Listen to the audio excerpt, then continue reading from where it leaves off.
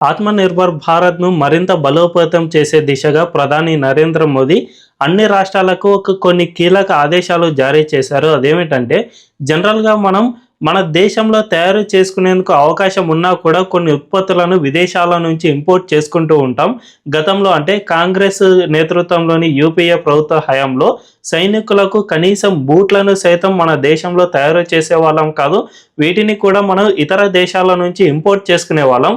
అయితే బూట్లు, bullet proof జాకెట్లు వీటిలో అసలు టెక్నాలజీ అనేది అంత పెద్దగా ఏమీ ఉండదు. వీటిని చాలా ఈజీగానే మన దేశంలోనే తయారు చేసుకోవచ్చు. అలాంటి వాటిని కూడా మనం దిగుమతి చేసుకునే వాళ్ళం.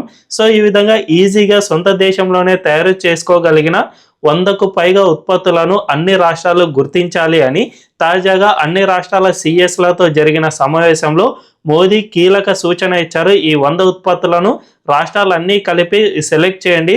వీటిని మన భారతదేశంలోనే తయారు చేసేందుకు మనం ఒక ప్రాజెక్టును చేపడదామని కీలక ఆదేశాలు జారీ చేయడంతో ఇకపై నుంచి అన్ని రాష్ట్రాలు కూడా ఈ 100 ఉత్పత్తులు ఏవైతే ఉంటాయో వాటన్నిటినీ కూడా గుర్తించనున్నారు. త్వరలోనే వీటికి సంబంధించిన మ్యానుఫ్యాక్చరింగ్ ప్లాంట్లన్నీ కూడా మన దేశంలోనే రానున్నాయి. తద్వారా మన దేశంలో కొన్ని వేల ఉద్యోగాలు సృష్టించడానికి వీలవుతుంది అని ఖచ్చితంగా చెప్పుకోవచ్చు. మరి ఈ ఆలోచన ఎలా ఉందో కామెంట్ల రూపంలో తెలియజేయండి.